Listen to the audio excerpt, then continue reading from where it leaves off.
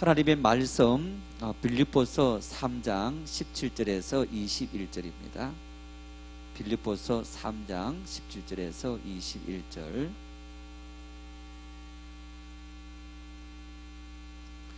한 목소리로 합독하시겠습니다. 형제들아, 너희는 함께 나를 본받으라. 그리고 너희가 우리를 본받은 것처럼 그와 같이 행하는 자들을 눈여겨보라. 내가 여러 번 너희에게 말하였거니와 이제도 눈물을 흘리며 말하노니 여러 사람들이 그리스도의 십자가의 원수로 행하느니라. 그들의 마침은 멸망이요 그들의 신은 배요 그 영광은 그들의 부끄러움에 있고 땅의 일을 생각하는 자라.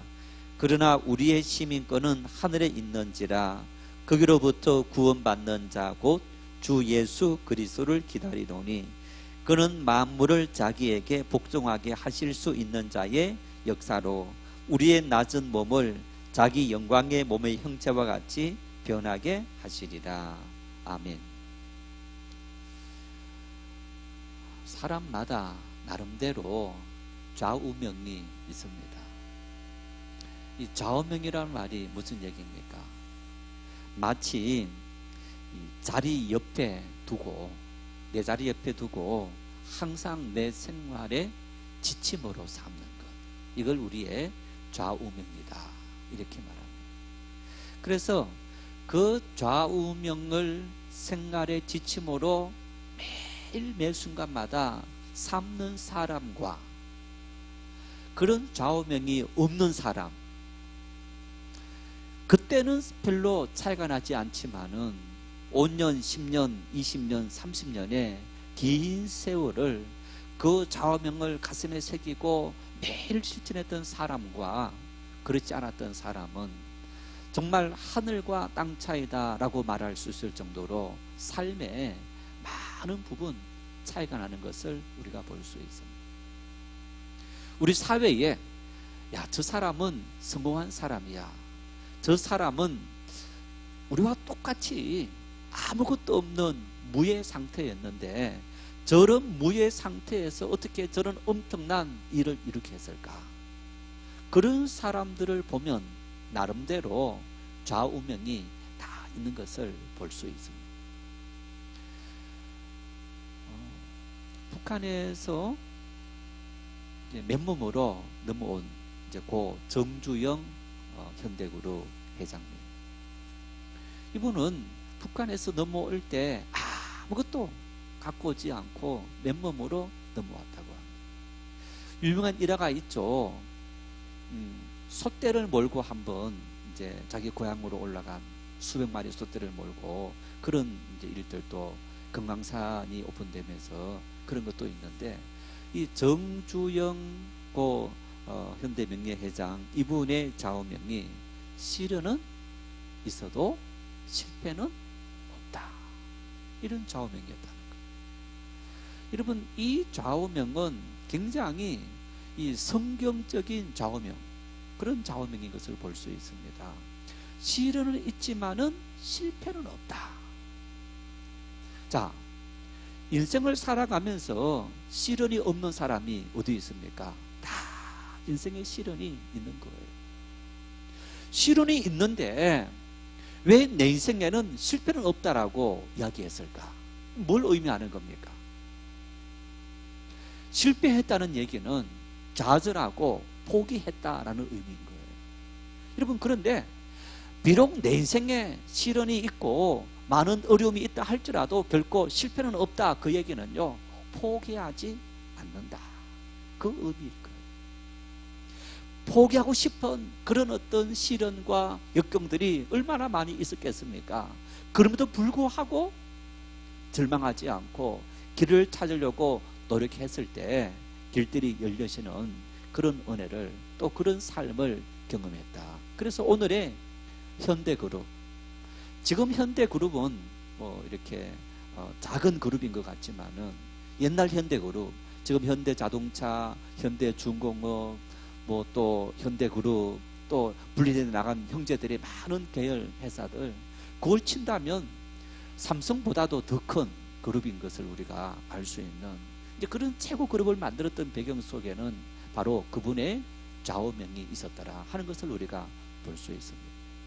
또 우리 사회에 모범적인 기업을 만들었던 이 요한양경의 고 유일한 창업주, 이분의 좌우명이 이런 좌우명이었다고 합니다. 기업은 사회를 위해서 존재한다. 기업은 사회를 위해서 존재한다라는 그 모토처럼 그분은 자기가 벌어들인 많은 어떤 이 재산들 이런 것들을 다시 사회로 활용시키기 위한 그런 노력들을 끊임없이 하면서 우리나라의 아주 모범적인 그런 기업인으로 기억되고 있는 그런 분 중에 한 분인 것을 우리가 알 수 있습니다.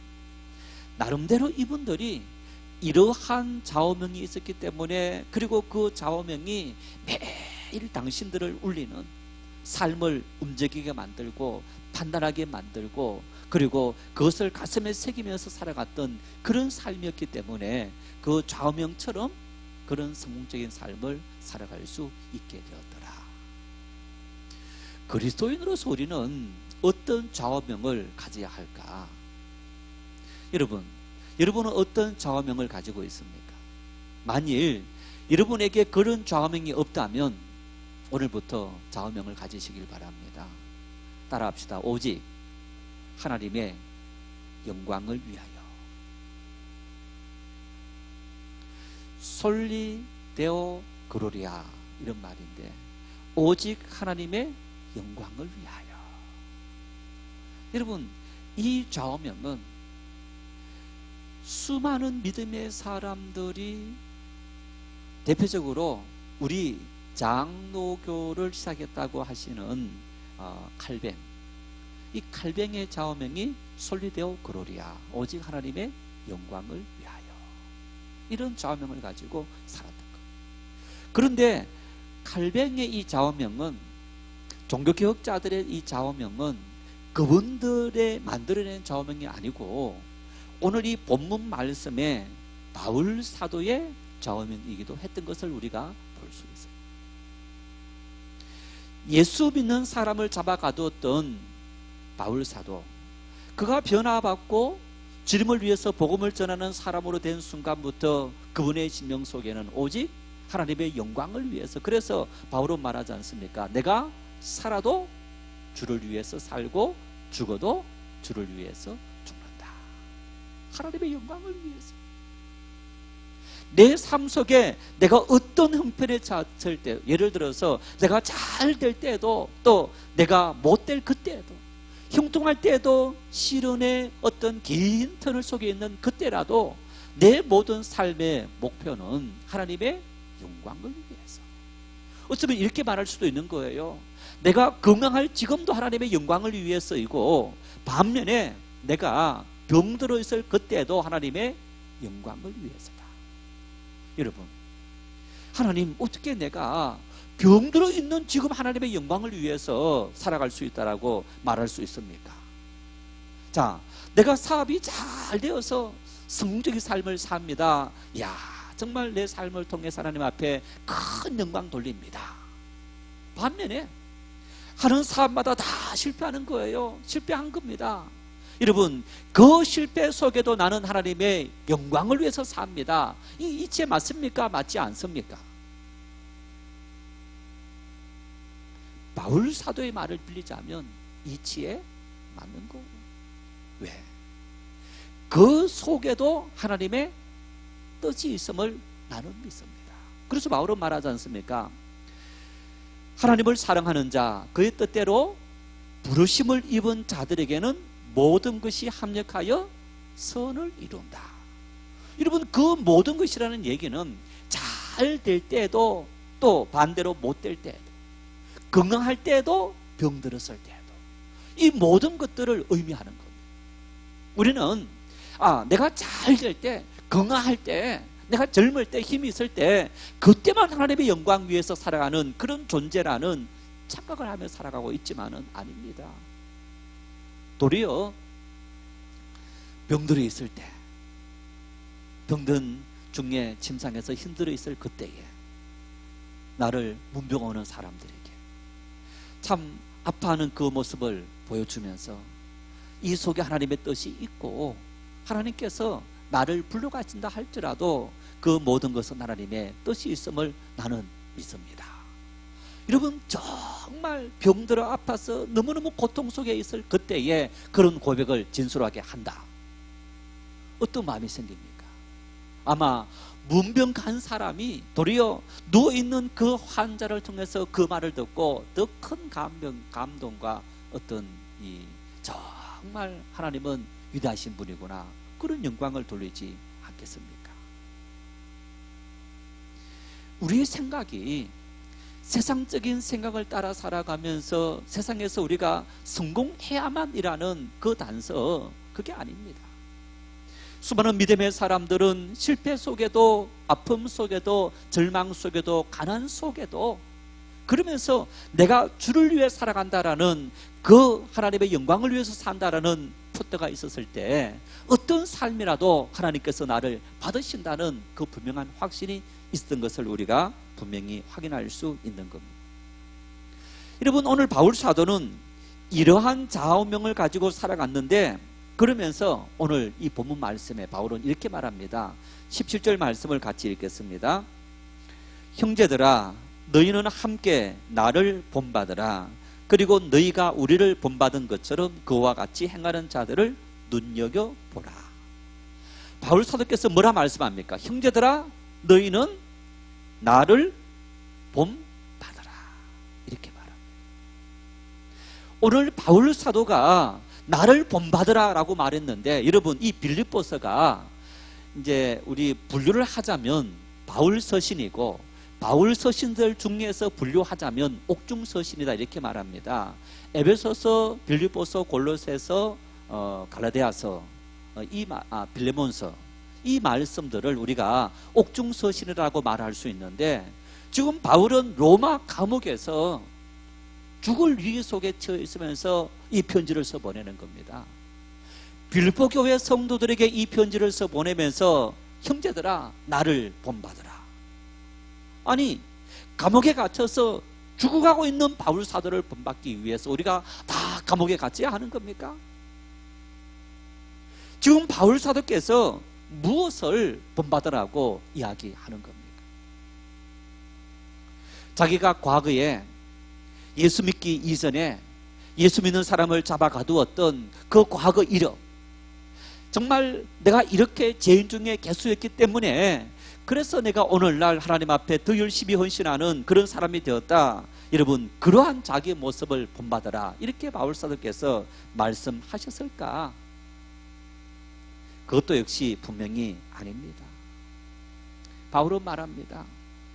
내가 감옥에 갇혀 있는 이 순간에도 여기에서도 하나님의 뜻이 있음을 믿고 하나님의 영광을 위해서 일하고, 그래서 이렇게 편지를 써 보내면서 너희를 권면하고, 또 내가 매일 나를 찾아오는 사람들을, 그리고 나를 지키는 로마 군병들을, 그들에게 생명의 말씀을 전파하는 그러한 살아도 주를 위해서 죽어도 주를 위해서 살아가는 그런 나의 삶의 태도와 삶의 모습을 너희들도 본받으라, 이렇게 이야기하고 있는 거예요. 잘 되는 사람만 주를 위해서 일하는 게 아닙니다. 성공한 사람만 주를 위해서 일하는 게 아닙니다. 나도 저 사람처럼 건강하면 주를 위해서 열심히 일할 텐데, 여러분, 건강한 사람만 주를 위해서 일하는 게 아닙니다. 그렇게 잘 되는 사람만 주를 증거하고 복음을 증거하고 거기에 사람들이 감동을 받는 것이 아닙니다. 그 반대로 훨씬 더 절망과 아픔 속에 있는 그 모습을 보면서, 그 모습 속에서 기쁨으로 살아가는 그 모습을 보면서 사람들은 감동을 받는다는 것. 제가 한번 말씀을 드린 적이 있죠. 지난번 교회 한 권사님이 신방을 갔는데 이제 아들이 하나 있습니다. 그때 그 권사님 연세가 한 50 중반쯤 되었죠.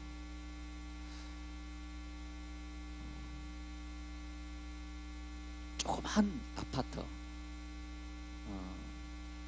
이제 지금은 재개발, 재건축 이렇게 다 한 아파트인데, 방이 하나 있는, 그리고 거실이 있는 한 10평쯤 될까요? 이제 그런 아파트에 전세를 들어간 겁니다. 자기 집도 아니고 50 중반이 되었는데, 보통 사람들 같으면 같이 벌어서, 같이 남편하고 벌어서 또 좀 열심히 살려고 노력하고 그럴 수도 있습니다. 그런데 이분은 유치부, 유아부, 뭐 소년부, 유년부 이제 2년 텀으로 이제 부장을 하는데 다 그 부서 부장을 다 거치는 거예요. 여전도에서 그 집 아들 하나인데 아들 등록금 또 이제 고등학교 다닐 때 또 등록금 내지 않습니까? 이제 그런 것들이 없다는 이제 이야기를 듣고 여전도회 회원들이 집실밥 모아서 도와주기도 하고, 또 명절 되면 살도 이렇게 도움을 준다든가, 이제 그렇게 궁하게 살아가는 그런 분인 거예요. 여러분, 그런 분 정도 되면 교회 활동 아주 신명나게 그런 교회 활동 쉽게 하기 어려울 거. 목요일 저녁마다 병원의 환자들에게 찬양팀이 5명으로 구성되어서 이 찬양팀이 목요일 저녁마다 가서 찬양합니다. 이제 교회 사회자가 몇천 명이 되니까 장례가 굉장히 많은데 일주일에 장례가 많을 때는 서너 건이 생기기도 합니다. 그러면 장례 때마다 발인식 할 때 조가를 그 팀이 부르는데, 그러니까 일주일에 한 3번은 새벽에 거의 한 6시, 7시에 나와서 그 조가도 같이 부르고, 부서에 또 부장도 하시고, 부장하면 또 교사들 뭐 이렇게 좀 한턱 사기도 하고 이제 그럴 수 있는 상황이어야 되는데 본인은 그런 형편이 전혀 안 되는 거예요. 그 정도 되면요 굉장히 기가 팍 죽어 있을 수 있는 분인데 이분은 전혀 기가 안 죽습니다. 한 번은 새가족 등록 신방을 제가 갔어요. 60대 넘으신 분인데 집이 이제 수지 쪽에 있으니까 교회 오기 위해서는 한 40분 정도 30-40분 차를 타고 와야 되는 이제 그 먼 곳에서 교회를 오게 됐는데, 왜 어떻게 교회 왔느냐, 이제 이 권사님의 형님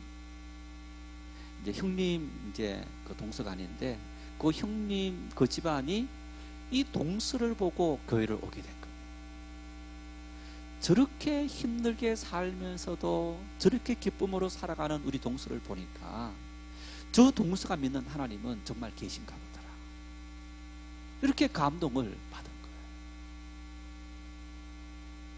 우리 그리스도인의 삶은 하나님께서 은혜를 주셔서 잘 때는 그것만 하나님의 은혜가 아닙니다.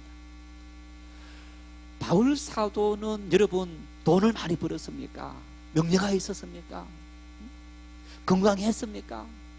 사람들이 바울 사도를 우르르 보았습니까? 재증 맞고 멸시당하고 육체의 질병을 안고 있었고 도망을 다니는 신세였고 또 가난에 굶주리는 그런 삶을 살아갔던 바울 사도의 생애였는데, 하나님은 그런 바울 사도를 통해서 영광 받으셨더라는 얘기예요. 그리고 바울 사도는 그러한 삶이 하나님 앞에 영광 돌리는 삶이었다는 확신을 가지고 복음을 전하는 그런 일들에 앞장서서 그런 모든 환경적인 요인을 개의치 않고 주를 위해 살아갔던 그런 삶의 모습인 것을 우리가 볼 수 있는데, 여러분 오늘 바울은 빌립보 교회 성도들에게, 성도 여러분 나를 본받으십시오. 내가 어떤 형편 속에서도 어떤 환경 어떤 여건 속에서도 내가 주를 위해 살아가는 이 삶의 모습을 여러분들도 본받으십시오. 이렇게 빌립보 교회 성도들에게 간증하고 고백하고 권면하고 있는 그런 모습을 우리가 볼 수 있습니다. 이런 바울 사도께서 여러분은 나를 본받아라 말할 수 있는, 바울 사도로 하여금 나를 본받아라라고 말하는 그 어떤 삶의 모습은 바울은 누굴 본받았을까?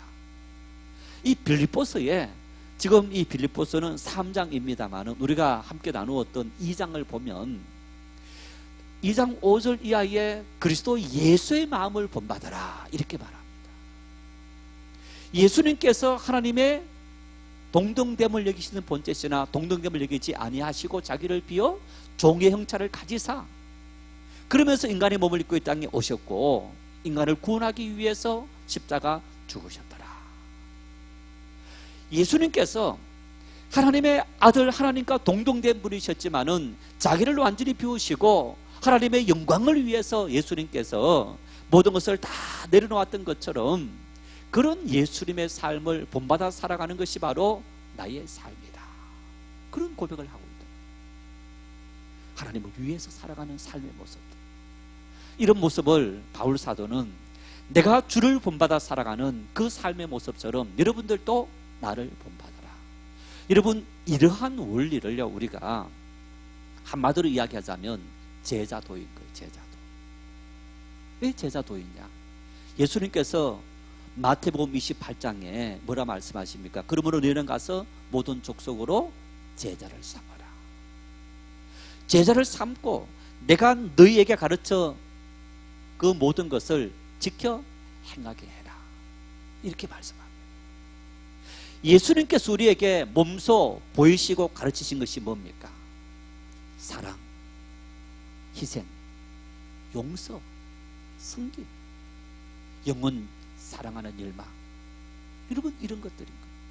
자기를 위해서 예수님께서 다 누렸던 것이 아니고 하나님께서 사랑했던 이 온 땅에 죽어가는 영혼들, 그 영혼들을 하나님의 손으로 다시 구원하고 그 영혼들로 하나님 앞에 경배하며 찬양하도록 만드는 이 일들을 위해서 예수님께서 3년의 공생의 사역을 감당했더라. 그러면서 우리에게 너희도 가서 내가 제자들에게 그것을 보여줬고 가르쳤던 것처럼 이제 너희들도 가서 내가 가르친 그 모든 것을 가르치고 지키게 해라. 이렇게 말씀하고 있는 겁니다. 이 모든 일들이 바로 여러분, 우리가 바울 사도가 예수님을 닮았고 수많은 믿음의 사람들이 그 후에 바울 사도가 닮았던 예수님의 모습을 닮아 살아갔던 것처럼 우리 역시 마찬가지로 그러한 삶을 닮아 살아가는 그런 삶이 우리 그리스도인의 삶의 모습이다. 이렇게 오늘 본문은 우리에게 말씀해 주고 있는 것을 우리가 볼 수 있습니다. 이렇게 예수님을 본받아 살아가는 삶이 얼마나 중요한가를 잘 보여주는 본문이 18절 말씀입니다. 같이 읽겠습니다. 내가 여러 번 너희에게 말하였거니와 이제도 눈물을 흘리며 말하노니 여러 사람이 그리스도의 십자가의 원수도로 행하느니라. 자, 여러분, 이 말씀 속에 보니까 바울 사도께서 내가 여러 번 너희에게 말하였다. 이제도 눈물을 흘리며 너희들에게 말한다. 이렇게 말합니다. 눈물이 어떤 의미가 있을까요? 요즘 연예인들을 보면 이제 각종 드라마 아니면 영화 이제 그런 것들을 이렇게 역을 맡아서 연예인들이 각종 역을 하지 않습니까? 옛날에는 그런 에피소드들이 많아요. 어떤 나에게 역이 주어졌는데 뭐 웃는 거는 조금 쉬울 수 있는데 여러분, 눈물 흘리는 거, 갑자기 눈물이 뚝뚝뚝 줄줄줄 흐르는 게 이게 쉬운 일입니까? 쉽지 않습니다. 어려운 일인 거예요. 그래서 뭐 이야기 들어보면 눈물 나오게 하기 위해서 뭘 넣기도 하고 했다라는 이런 이야기들도 있는데 요즘은 기술이 발전한 건지 아니면 배우들이 그만큼 실력이 좋아진 건지 너무너무 자연스럽게 뭐 우리 보는 사람들도 눈물 흘리도록 만드는 그런 감동적인 그런 걸 만들어내는 이런 부분들을 우리가 볼 수 있습니다. 근데 어쨌든 이제 이런 눈물들은 물론 그 어떤 내용, 드라마라든가 이런 내용 속에 깊이 몰입해서 그것이 마치 내 삶에서 일어나는 일처럼 생각하기 때문에 분노한다든가 또 눈물 흘린다든가 할 수 있는 일인데, 자, 바울 사도는 감옥에서 다 큰 성인입니다. 어른인 거예요. 그런 어른이 이제도 눈물을 흘리며 말하노니, 그 얘기는 내가 너희를 향한 이처럼 애틋한 마음을 가지고 있다, 이처럼 간절한 마음을 가지고 있다라는 이런 이야기인 것. 여러분, 이 말씀 속에 바울 사도는 지금 바울 사도가 여러분 나를 본받으십시오. 내가 형통할 때도, 이렇게 감옥에 갇혀있는 이때에도, 내가 잘 살 그때에도, 또 내가 지금처럼 죽을 고비에 처해있는 이런 상황 속에서도 여러분들에게 내가 복음을 전하고 또 이 기쁨의 소식을 전하는 이러한 어떤 삶의 모습, 그 삶의 모습은 바로 주님을 본받아 살아가는 나의 삶이고, 모든 그리스도인들이 주님을 본받아 살아가야 될 삶의 모습인 겁니다. 그것이 우리 인생의 최고의 사명이기 때문에 내가 여러분에게 이처럼 눈물 흘리며 간절히 호소하고 있습니다 라고 이야기하는 이런 모습을 우리가 볼 수 있는 겁니다. 여러분, 그러면서 바울 사도가 눈물을 흘리며 이제 이야기하는데, 여러 사람이 그리스도의 십자가의 원수로 행하느니라. 그리스도 십자가의 원수로 행한다. 무슨 얘기입니까? 이 여러 사람이라는 얘기는요, 교회 공동체에 들어온 사람들을 이야기합니다. 믿음의 삶을 함께 살아갔던 형제들에 대한 이야기인 겁니다. 믿지 않는 사람들 향한 이야기가 아니고 우리처럼 함께 하나님을 믿는 사람들 이야기인 거예요. 그 믿는 사람들 중에서 예수님의 십자가의 원수로 행한다, 이렇게 말합니다. 나는 복음을 위해서, 주를 위해서 한다라고 말은 하지만은 실제 그 사람은 원수가 된다. 여러분, 이 말은 무슨 이야기입니다. 구원이 없다라는 말과 동일한 의미이기 때문에, 나는 정작 주를 위해서 살아간다고 했는데 그 사람이 하는 모든 일들은 실제적으로 구원이 없는 것과 마찬가지인 그런 정말 어처구니 없는 삶을 그들이 살아가고 있더라. 하나님의 영광을 위해서 한다는 그 의미가 도리어 자기 영광을 차리는, 그래서 예수님의 십자가의 원수가 되어지는 이런 어리석은 삶을 살아가는 그런 사람들이 있더라. 그런 사람을 바라볼 때 내 마음이 너무너무 가슴 아프다 하고 있는 그런 이야기를 하고 있습니다. 그러면서 19절에 그 사람들이 행하는 행동이 어떤 것인지 이야기하고 있는데, 19절 말씀을 읽겠습니다. 그들의 마침은 멸망이요, 그들의 신은 배요, 그 영광은 그들의 부끄러움에 있고 땅의 일을 생각하는 자라. 십자가의 원수가 되는 믿음의 사람이지만은 이렇게 십자가와 멀어지고 도리어 원수가 되는 삶을 살아가는 그 삶의 모습을 구체적으로 보여주고 있는데, 그들의 마침은 멸망이다. 구원받지 못한다는 얘기입니다. 그러면서 구체적으로 왜 그들이 멸망받고 원수가 되었느냐? 그들의 신은 배라는 거예요. 배. 이 타는 배가 아닙니다. 우리 사람 배를 말하는 거예요. 사람 배. 그런데 이 사람의 배라는 의미가 어떤 의미가 있느냐라고 한다면, 코일리아라는 헬라 말인데 인간의 육체적인 욕망과 이익들, 이런 의미라는 거예요.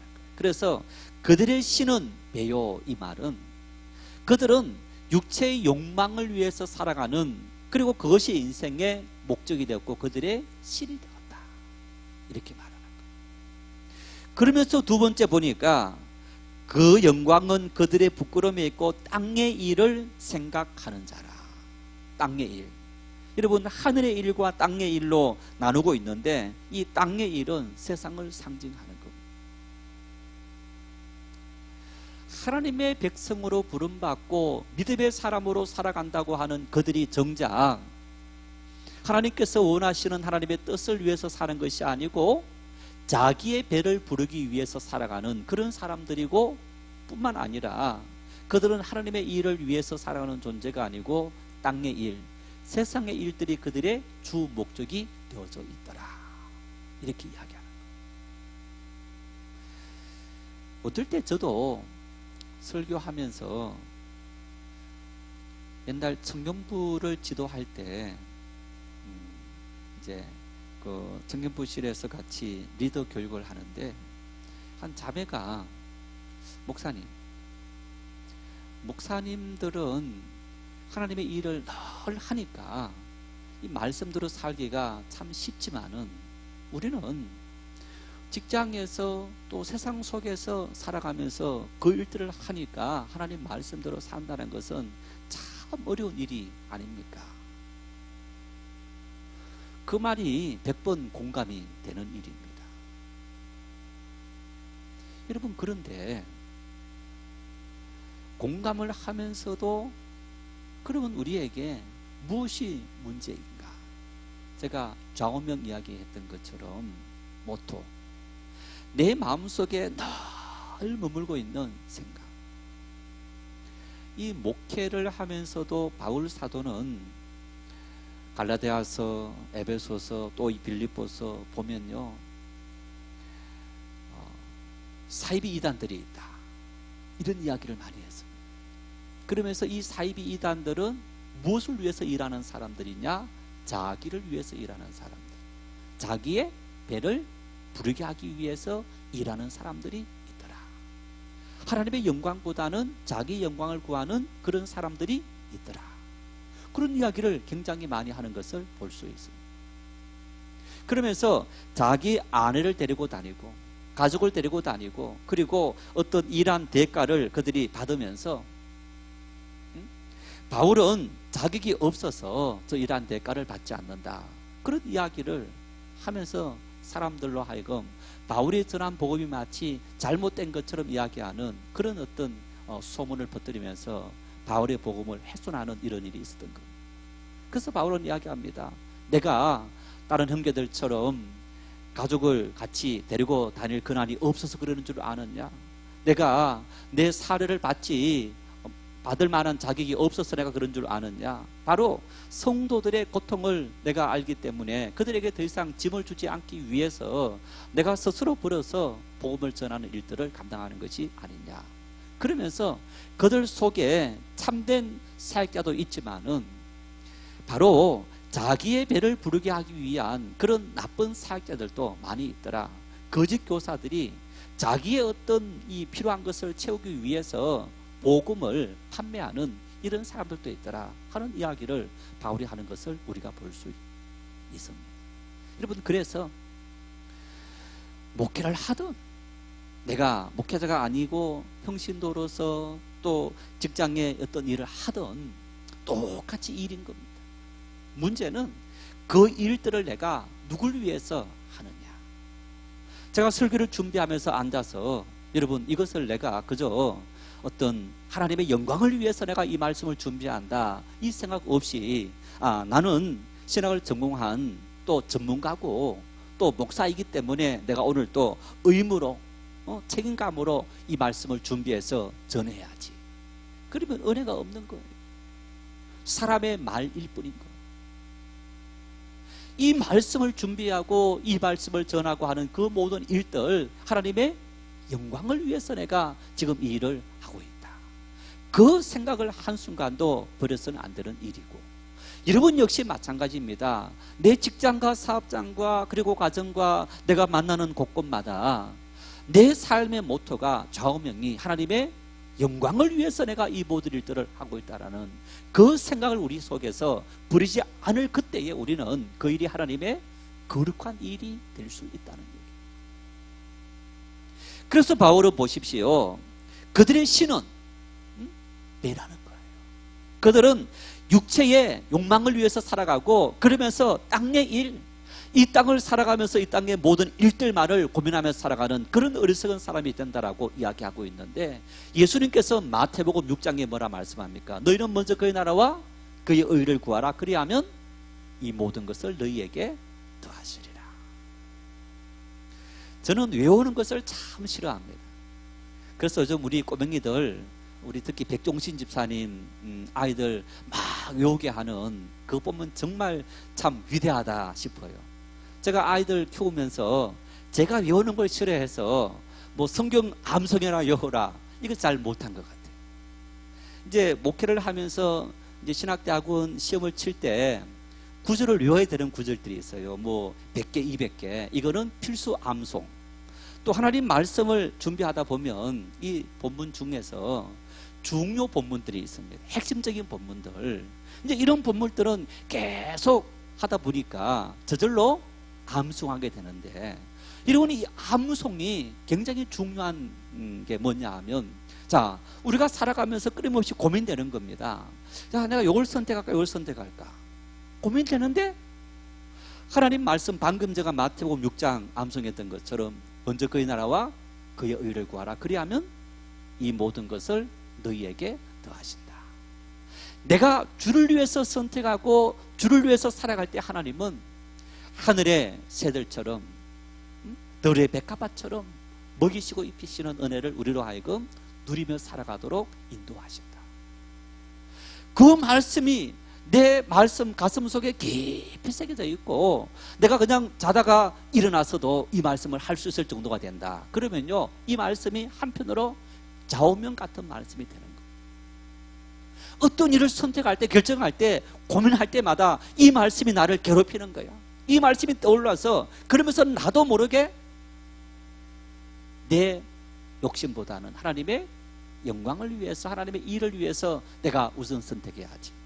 여러분, 말씀들은 바로 그런 말씀들이 수없이 많이 있는 겁니다. 신명기 28장 말씀이라든가 이 말씀들을 보면요, 또 시편 1편에 복 있는 사람 말씀을 보면요, 하나님 말씀을 주야로 묵상하고, 그런 사람은 마치 시냇가에 심은 나무처럼 저를 따라 형통한 삶을 살아갈 수 있다라고. 이런 말씀들을 우리가 새기면 하나님의 말씀이 우리에게 양장이 되고 힘이 되고 능력이 되고 필요한 양식이 되더라 하는 것을 우리가 알게 되고, 그 말씀을 갖고 살아갈 수 있는 능력 있는 삶을 살아갈 수 있게 되더라.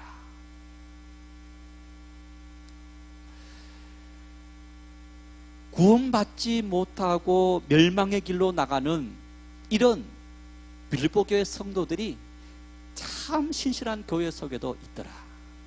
그래서 그들을 향해서, 여러분들이요, 그 길은 멸망의 길입니다.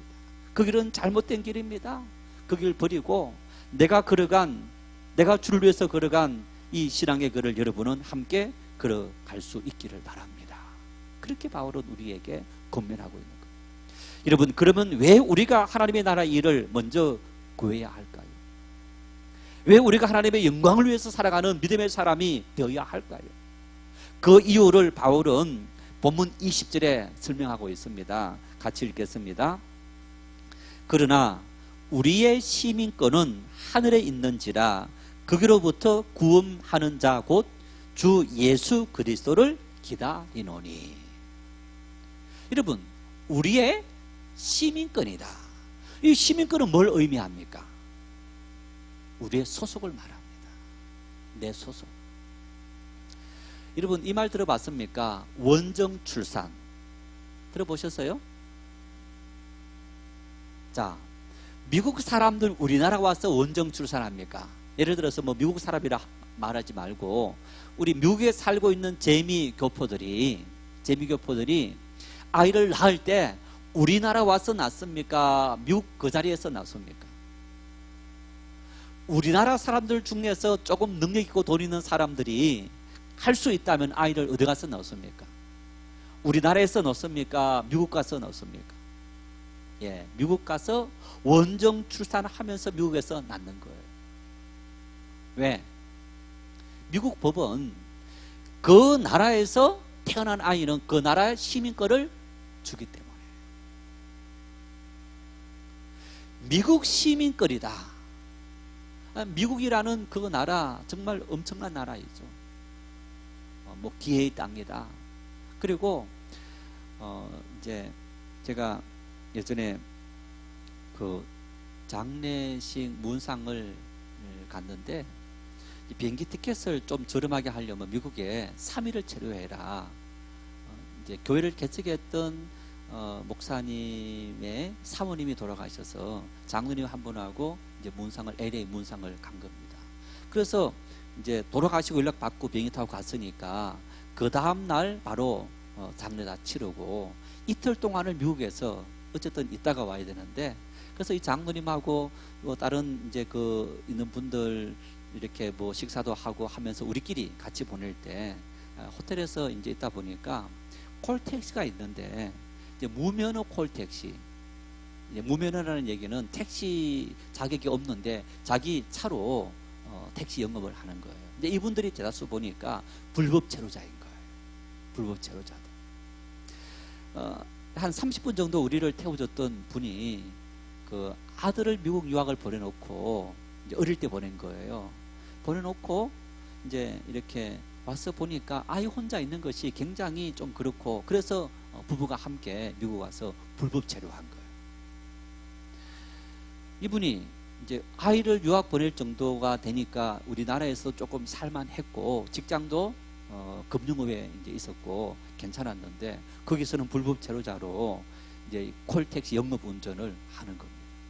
근데 이분이 하는 얘기가 참 이렇게 해도 편합니다 이래요. 다른 사람 눈치 전혀 안 보고 살아갈 수 있는 나라가 미국입니다 이렇게 말해요.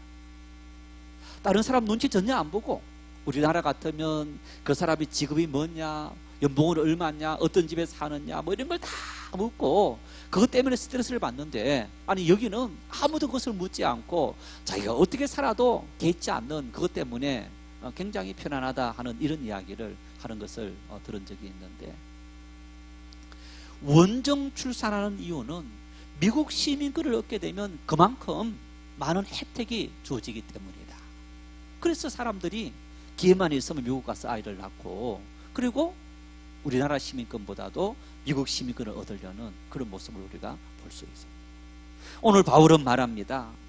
왜 우리가 하나님의 나라 일을 먼저 구해야 하느냐, 우리가 왜 주를 본받는 삶을 살아가는 주님의 영광 위에서 살아가야 하느냐, 우리의 시민권이 하늘에 있기 때문이다 이렇게 말합니다. 내 소속이, 내 본래의 소속이 이 땅 여기 있는 것이 아니고 하나님의 백성이 내 본래의 소속이라는 얘기. 이것이 내 삶을 억압하는, 우리를 움직이는 가장 큰 원동력이기 때문에 내 소속이 이 땅에 우리가 대한민국 시민이다, 아니면 우리 정인교회 교인이다, 또 한 가족의 한 가정의 내가 가족이다 하는 이러한 소속도 있지만은, 여러분 이 소속들이 어떻습니까? 보십시오. 아무리 길어도 80년, 90년, 100년이면 끝납니다. 그런데 하늘나라 시민권, 우리의 이 소속은 얼마만큼 유지되느냐? 영원이라는 거예요. 영원히 우리가 소속에 살아가야 될 하나님 나라 시민권. 이 시민권은 여러분 우리가 미래의 소속이 아닙니다. 지금 이미 우리는 하나님 나라 시민으로 살고 있다는 얘기입니다. 자, 우리 소속이 참 많아요. 우리나라 사람들이 이중국적 가질 수 있어요. 미국에서 미국 시민권을 갖고 있는 사람들이 우리나라 와서 우리 시민권 획득해서 살면서 이중 시민권을 갖고 살 수 있는 겁니다. 공직에는 나가는 데 일이 제한되지만은 일반 사람들은 살 수 있는 겁니다. 우리가 보십시오. 가족의 한 가족으로, 우리 교회의 공동체 멤버로, 또 우리가 직장의 소속으로, 우리 또 서울 시민이고, 우리 대한민국 국민이고, 여러분 이렇게 우리는 다양한 소속 속에 살아가고 있는데, 우리의 가장 근원적인 가장 강력한, 우리가 정말 어떤 뗄래야 뗄 수 없는 그 소속은 바로 하나님의 나라에 우리는 시민이다. 바울은 그렇게 이야기하는 거예요. 궁극적으로 가야 될 소속, 영원한 소속, 그 소속이 바로 하나님의 나라의 시민으로서의 우리의 소속이 있기 때문에 우리는 그 소속에서 우리가 생각을 띄어서는 안 되는 그런 어떤 삶을 살아가야 될 사람들이다. 그래서 우리는 하나님의 영광을 위해서 살아가야 된다. 아까 원정 출산하면서까지 미국 시민권을 얻으려고 하는 이유를 이야기했는데, 왜 그러느냐? 미국이라는 나라는 자기 국민을 돌보는 일에 있어서는 세상 다른 어떤 나라보다 가장 강력한 힘을 가지고 자기 백성을, 시민을 돌보는 것. 만일 우리나라 백성들이, 시민들이 외국에서 어떤 일을 당했다, 그럴 때 우리나라가 어떤 대하는 것과 미국의 시민이 다른 나라에서 어떤 일을 당했다, 미국이 대하는 방법은 너무너무 많은 차이가 나는 것을 우리는 이미 알고 있다. 힘도 있고, 그 정도로 미국은 한 사람 한 사람에 대해서 관심과 그리고 많은 어떤 인권과 그리고 힘을 쏟아주는 그런 모습을 우리가 볼 수 있습니다. 우리 시민권이 하늘에 있다는 것은 여러분, 누가 우리의 주인이 된다는 얘기입니까? 전능하신 하나님. 이 세상에 그 어떤 것도 비교할 수 없는 전능하신 하나님 아버지가 우리의 주인이 되시고 우리를 다스리시고 우리를 통치하신다. 우리는 이것보다 우리 인생에 더 강력하고 이것보다 더 큰 축복, 이것을 얻기 위해서 우리는 정말 미국 시민권을 얻는 것보다 훨씬 더 열심히 노력해야 될 그런 일들입니다. 왜? 우리 하나님 아버지는 전능하신 아버지, 이 땅에서 우리가 하나님의 영광 위에서 살아갈 때 하나님께서 필요로 하신다면 모든 것을 능히 채워주시는 우리 아버지이시다. 그 아버지의 은혜를 우리가 받아 누리며 살아가기 위해서 또 바울 사도는 말합니다. 여러분 보십시오. 내가 이렇게 감옥에 갇혀 있는 상황 속에서도 기뻐하고 감사하고 여러분에게 이 복음을 전하는 이유가 어디 있습니까? 나는 어리석은 사람 아닙니다. 나는 나름대로 똑똑한 사람입니다. 그럼 내가 이렇게 손해보는 일을 살아가는 이유가 어디 있습니까? 이것은 손해보는 일이 아니라는 얘기입니다. 하나님 아버지의 왕 대신 그 하나님의 통치가 내 삶을 억압하는 것을 나는 알고 있기 때문에 여러분이 볼 때는 나는 어리석은 사람이고 불쌍한 인생이처럼 보이지만 나는 결코 그렇지 않습니다. 주님께서 하늘 아버지 보좌에서 그 보좌를 잠깐 버리시고 인간 몸을 입고 오셨다가 십자가 지시고 부활하심으로 다시 하나님의 보좌로 돌아간 것처럼 우리 역시 잠깐 살다가 천국 시민을 가진 사람은 다시 하나님의 나라로 가게 되는 것을 여러분 알아야 합니다. 그런 주님을 내가 본받아 사는 것처럼 여러분들도 그런 나를 본받아서 그런 하나님의 나라 백성으로 살아가는 믿음의 삶을 결단하고 선택할 수 있어야 합니다. 여러분의 이 배를 위해서, 욕심을 채우기 위해서 하늘 시민을 포기해버리는 그런 어리석은 사람이 되어서는 안 됩니다. 바울 사도는 눈물로 성도들에게 호소하고 있는 그런 모습인 것을 우리가 볼 수 있습니다. 그러면서 마지막 21절에 우리가 속해 있는 하나님은 어떤 분이냐 한번 읽어보십시다. 21절. 그는 만물을 자기에게 복종하게 하실 수 있는 자의 역사로 우리의 낮은 몸을 자기 영광의 몸의 형체와 같이 변하게 하시리라. 만물을 자기에게 복종하게 하실 수 있는 자, 누굴 말합니까? 하나님을 말합니다. 하나님 아버지는 만물을 하나님의 뜻을 따라서 복종시키시고 이끄시는 하나님이시더라. 왜? 하나님께서 조물주, 창조주 하나님이시기 때문에. 그 하나님께서 우리를 만드셨고 우리를 지으셨고 우리가 하나님의 뜻을 따라 살아가는 믿음의 사람들이기 때문에 우리는 하나님의 말씀 앞에 순종하고, 그래서 우리가 하나님의 나라에 함께 동참하면서 하나님의 영광을 함께 누리는 그런 축복의 삶을 살기 때문에 우리는 이 땅의 것에 흔들리지 않고 하나님의 나라, 그 나라 위에서 살아가는 이 삶을 끊임없이 선택하는 그런 삶을 살아갑니다. 성도 여러분, 바울은 이야기합니다. 빌립보교회 성도 여러분들이요, 내가 그리스도 예수의 마음을 품고 그의 자기 비하 그리고 겸손의 마음을 품고 하나님의 나라 영광 위에서 살아갔던 것처럼 나 역시 그러한 삶을 살아갔고 그런 삶을 여러분에게 보여주었습니다. 그 삶은 바로 천국 시민이라는 자부심이 있고 하나님께서 우리를 지켜주시는 은혜가 있기 때문에 우리가 이러한 삶을 선택한 겁니다. 여러분도 흔들리지 말고 유혹되지 말고 하나님의 나라 그 영원한 시민권 주어진 것을 생각하고 끝까지 포기하지 말고 흔들리지 말고 믿음으로 걸어가십시오. 이렇게 우리에게 고민하고 있는 것을 우리가 볼 수 있습니다. 성도 여러분, 그렇습니다. 우리의 삶에 우리는 끊임없이 결단해야 됩니다. 다짐해야 됩니다. 흔들리기 때문에. 그러나 참 흔들리지 않기 위해서 바울 사도가 오직 하나님의 영광 위에서 살아갔던 것처럼 우리 역시 그러한 좌우명을 가지고 내 평생에 살아도 죽어도 건강해도 병들어도 형통해도 시련이 있어도 하나님의 영광 위에서 삽니다. 참고 인내하며 기도할 때 여러분 참 믿지 않았던 정주영 고 명예회장처럼 시련은 있어도 실패는 없습니다. 우리의 삶에 시련이 있어도 하나님은 우리를 절망하게 만들고 하시는 분은 아니시다. 하나님의 뜻이 다 있더라. 그 뜻을 기대하고 소망하며 참고 견디고 기도할 때 하나님은 우리를 통해서 영광 받으실 줄 믿으시기를 바랍니다. 우리 함께 기도하십시다.